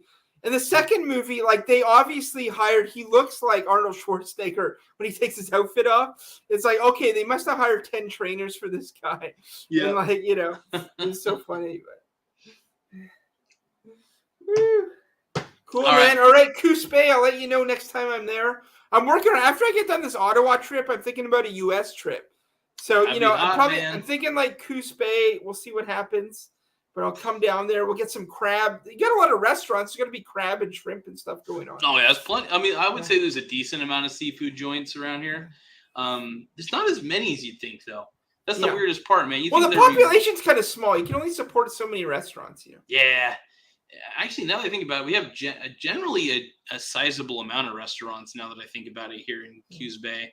But also, there's a lot of people who pass through Coos Bay, though, because we're on Highway 101.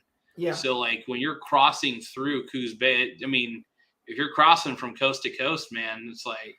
That's the thing. When I drove to like Sacramento, I took like the interior highway because it was faster. But I should have took the 101. I should have gone through Coos Bay, but I didn't.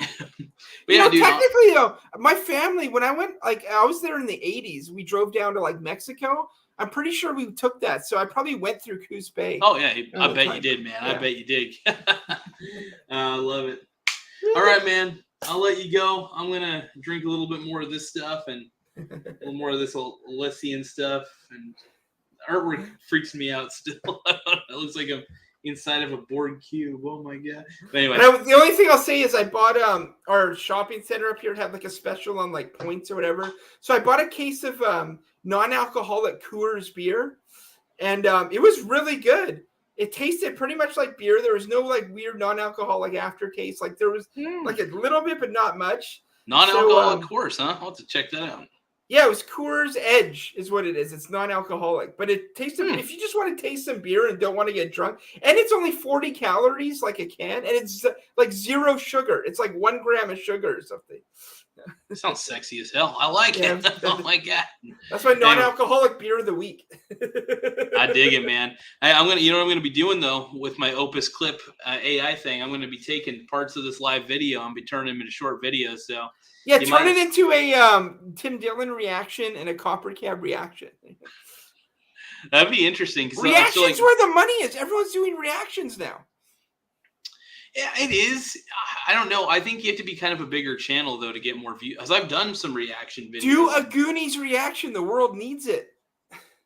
And then you can like pause it halfway through. Like, this is kind of like how I grew up in Oregon. It's true because I am a Goonies virgin. I've never watched the Goonies before. And it's so funny because I live in Oregon. And I never watched the Goonies once. Like, I never What other Oregon movies are there? I can't think of any. It's Animal House. You ever watch And Animal that was in House? Oregon too? Yeah. Okay. Yeah, if you get bored, look it up, man. It was crazy. No, 'cause I've seen it, but I didn't remember if it was in Oregon. But I don't think you're all. right. I don't think all of it's technically in Oregon, but I think that if I remember correctly, the majority of it's in Oregon. Though, in fact, I think the whole thing might. You know what? Was it set in Oregon, or do they say it's in Oregon? We'll see here in a second. Where was Animal House filmed? Let's see. The popular college movie Animal House was filmed in a few Oregon cities: Eugene, Cottage Grove, and Dexter.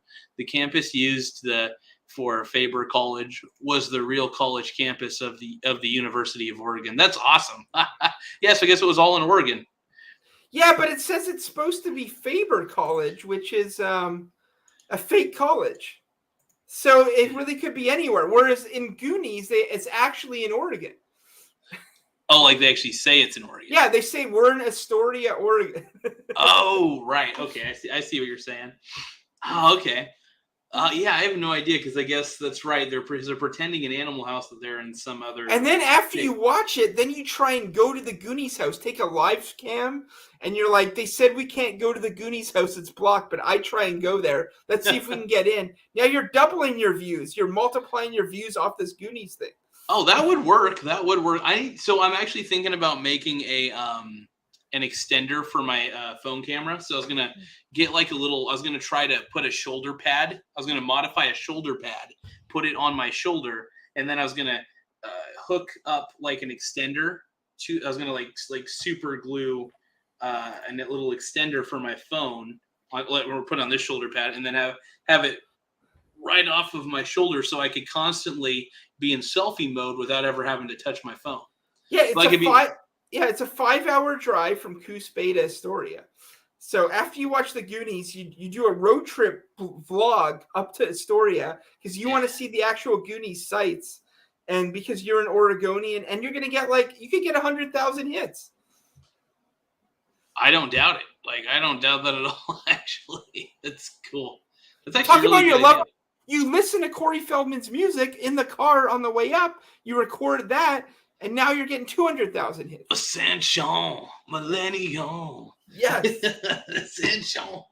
Oh my god, I love Anthony Cumia's reaction videos to those. Have you ever watched Anthony Cumia's reaction videos to Corey Feldman music videos? It sounds familiar, but I gotta look it up again. Anthony. Yeah. Okay. Look, if you get bored, look up T on YouTube. All you have to do is search TACS. And then you have to type in Corey Feldman. So I think I found it. Yeah, and dude, there are hours. Dude, they have parts of these. There's so many hours of Anthony not whole hours, but the combined amount of reaction videos of Anthony Cumia reacting to anything that's Corey Feldman related is it's insane. He's and he even confessed on his show. He's like, we here at Anthony Cumia's show, we love Corey Feldman. We just love Corey Feldman. We can't help it. We are supporting his endeavors and stuff like that. I'm like, dude, Cumia is just too funny, man. It's so funny because I don't know who's funnier, Gavin or Anthony. If you subscribe to Censored, every Wednesday they do a show together. Oh. Yeah, really? They do. It's called Compound Censored, and Anthony and Cumia talk for 3 hours every Wednesday live from 1 to 4. See, I watch clips from that, but I only watch the ones that people illegally upload to YouTube. I guess I don't know, but so there's so many channels that upload Gavin clips. Yeah. And then there's the ones where it actually is where they're doing their show together. And I just love listening to them. Them talking about anything is just so funny because I watched something the other day where Gavin got 100% naked, completely naked. Did you see that? No, that's awesome. I don't think it was on Cumia's show though. It was on some old episode he did because he had some porn star on and he was talking to her and he puts the porn star on the green screen. And then takes his clothes off and kind of starts humping her over the green screen. Then he turns around and it's a full frontal of Gavin. He's got a full-on boner, and he's just it's so crazy. Fucking Gav, man. Yeah. The Gav, man. Did you ever see Gavin's Guide to Canada? I don't know if we ever watched that. Maybe we'll watch that another time, but you might have seen it. But I wonder if I think it's still on YouTube. I think it might be kind of long though. Gavin Guide to Canada. Yeah, it's probably like yeah, it's like 7 minutes long. I don't know if you ever saw that, but I don't know. I don't know if you want to watch that. Maybe you want to save that. Oh, maybe not at the moment, man. I am a little bit bushed. I am a little bit bushed at the moment, but we can always put it on the back burner. But man, I'm just glad we did this tonight, man. We'll watch that next time. We'll watch that next time. All right, partner. Well, I'm going to clink my beer against the camera real quick. Clink. And here we go. Clink. Salute. And I'm going to. All right, man. Have an incredible night, all right? All right, I'll see you later. Later, bud. My boy, Tim Smith. It's good shit, man. That was a good live sesh. That was awesome. Woo! All right. Now, I'm going to probably go to bed here in a few moments because I am tired, everybody. I'm tired. All right. Later, everybody. Woo!